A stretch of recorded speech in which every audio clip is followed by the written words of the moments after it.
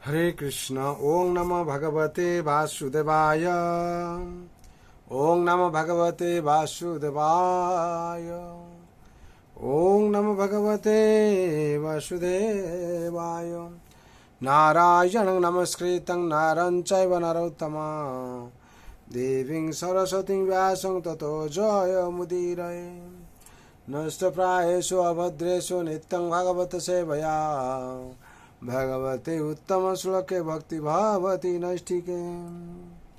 वाञ्छाकल्पतरुभ्यश्च कृपा सिन्धुभ्येव च पतितानां पावनेभ्यो वैष्णवेभ्यो नमो नमः।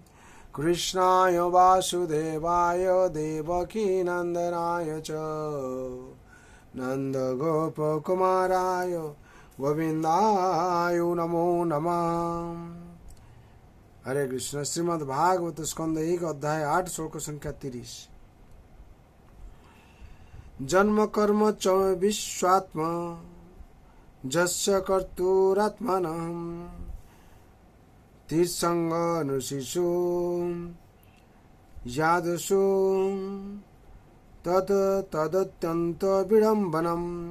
शब्दरे बोला হচ্ছে जन्म जन्म कर्म कर्म कार्यकलाप च एवं विश्वात्मन हे विश्व ब्रह्मांडेर आत्मा जस अजस्य जिनी जन्म रहित तार अकर्तु जिनी प्राकृत कर्म रहित तार आत्मन प्राण शक्तिमय आत्मार तीर्षक पशु नु मानुषो ऋषिषु ऋषिदेर जादसु जले तथा अत्यंत अति विडंबनम मोहजनक।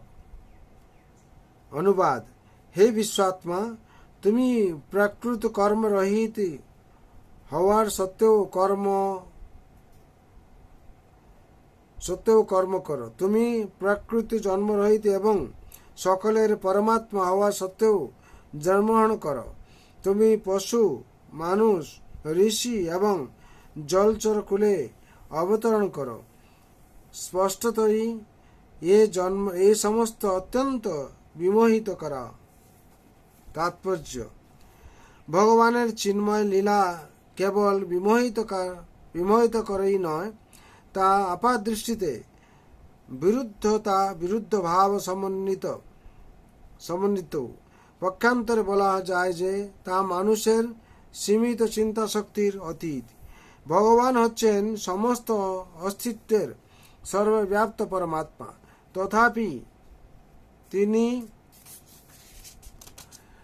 पशुदेर मध्य शुकर रूपे, मानव कुलेर मध्य राम रूपे, कृष्ण आदि रूपे, ऋषिदेर मध्य नरनारायण रूपे एवं जलचरदेर मध्य मीन रूपे अवतीर्ण हन।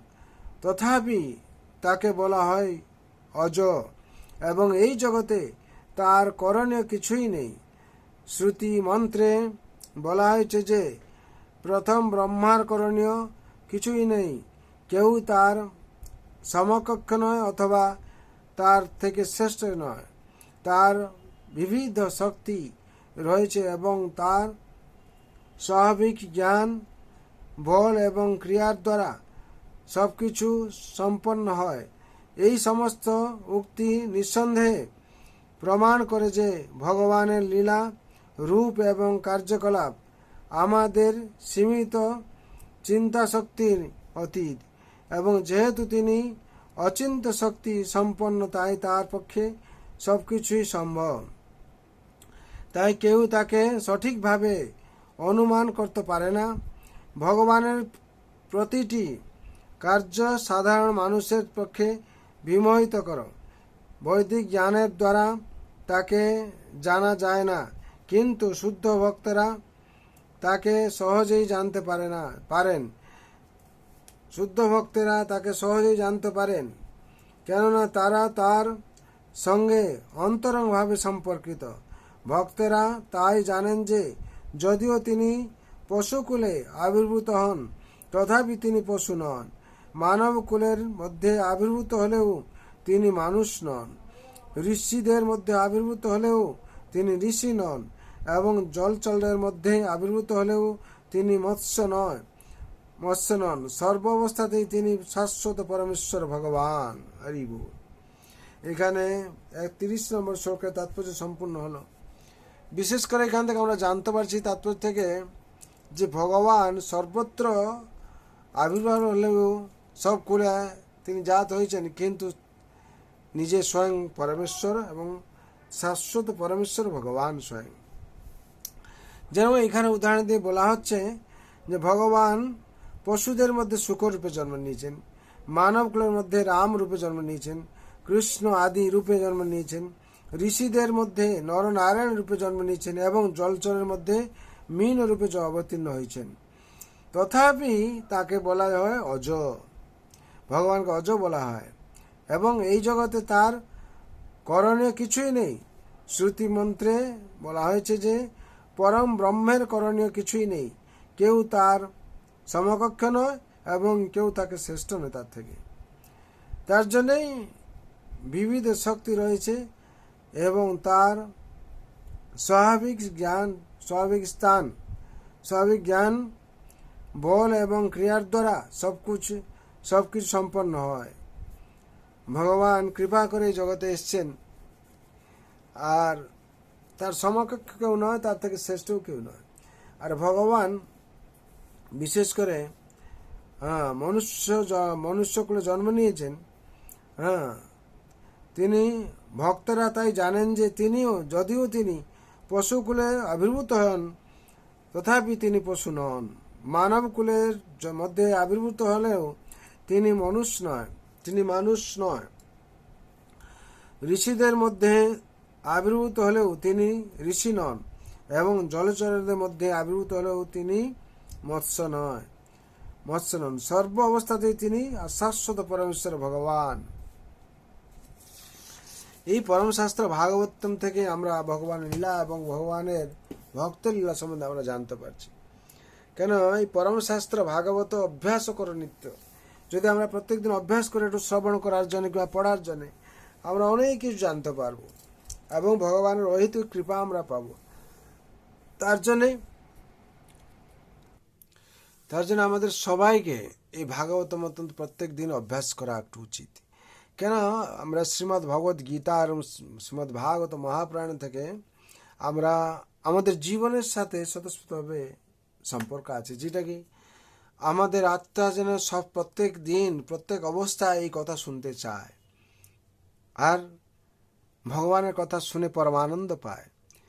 তার জন্যে ভগবান বলেছেন, ভক্তমাম অভিজানন্তি জবানচ স্মৃতত্বত তত্ত্বমাং তত্ত্বত জ্ঞাতা বিশতে তদন্তনম। আমি কি, ভগবান বলছেন আমি কি, আমার ভক্তই জানে আমাকে, আর কেউ জানে না। আর ভগবানকে কিরকম, আর তার ভক্ত ছাড়া অন্য কেউ বুঝতে পারবে না। তার জন্য বিশেষ করে ভক্ত মানে এখানে দাসত্ব স্বীকার করা।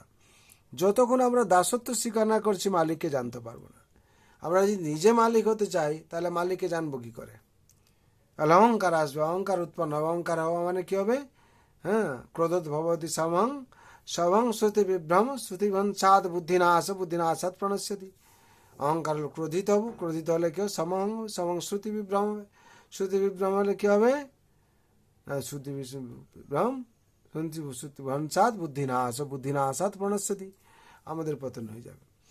তার জন্য বিশেষ করে আমাদের কি করতে হবে? ভগবানের এই পবিত্র কথা, পবিত্র গ্রন্থ যে শাস্ত্র দিয়েছেন, এই শাস্ত্র থেকে আমরা সবকিছু জানতে পারবো।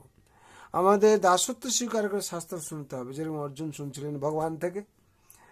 আমরা যদি সেই দাসত্ব স্বীকার না করি, ভগবত গীতার কথা আমরা হৃদয়ঙ্গম করতে পারবো না। ভগবান যে পরমেশ্বর, শাশ্বত পরমেশ্বর, আর আমরা হচ্ছে ওনার নিত্য দাস, জীবের স্বরূপ হয় নিত্য কৃষ্ণ দাস। এই বিশ্বাস করলে তার দুঃখ নেই। যেদিন আমরা বিশ্বাস করবো, সেদিন আমাদের দুঃখ চলে যাবে। যতক্ষণ বিশ্বাস না করছি, আমাদের দুঃখ থাকবে, আর সেই দুঃখের মধ্যে আবার ছটফট হবো। হয় আবার কি হবে? পুনরপি জননম পুনরপি মরণম পুনরপি জননে জঠরে শয়নম। পুনর্বার আবার সেই জন্মচক্রে, জন্ম মৃত্যু চড়া ব্যাধি চক্রে পড়ে আবার সে আবর্তিত হব। আবার সেদিন বুঝতে পারবো না, আমি এসেছি ভগবানের সেবা করে, এখান থেকে আমাকে চলে যেতে হবে।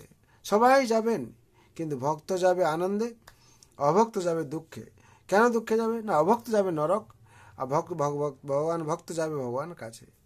ভগবান তো গীতায় বলেছেন, জানতি দেবতা দেবান, পিতৃজানতি পিতৃবতা, ভূতানি জানতি ভূতেজা, জানতি মজাজ নবীমা।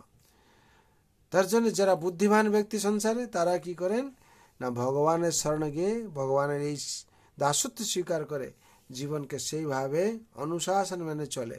তার ফলে ভগবানের কৃপা লাভ করে, আর জন্ম মৃত্যু জরা ব্যাধি চক্র থেকে মুক্তি পেয়ে ভগবানের ধাম এসে যায়। তার জন্য সবার মঙ্গল জন্য প্রার্থনা করছে ভগবানের আতুল চরণে, সবার যাতে মঙ্গল হয়, সবাই শান্তিতে থাকেন। সর্বভন্তু সুখিন সর্বে শান্ত নিরাময়, সর্বভদ্রাণি পশ্যন্ত মা কশ্চিৎ দুঃখ ভাগ ভবে। হরে কৃষ্ণ কৃষ্ণ কৃষ্ণ হরে হরে, হরে রাম রাম রাম हरे हरे। जय हरि नाम महाप्रभु की जय। जगत गुरु शिल प्रभुपाद जय, श्री गुरु महाराज की जय। श्रीमद् भागवत गीता अथात श्रीमद् भागवत महापुराण की जय। अनंत कोटि वैष्णव भक्त बिंद जय, उपस्थित भक्त बिंद जय, प्रेम से को श्री कृष्ण चैतन्य प्रभु नित्यानंद श्री अद्वैत गदाधर शिवासादि गौर भक्त वृंद की जय। गीता गौर प्रेमानंदे। हरि हरि बोल, हरि हरि बोल, हरि हरि बोल, हरि हरि बोल।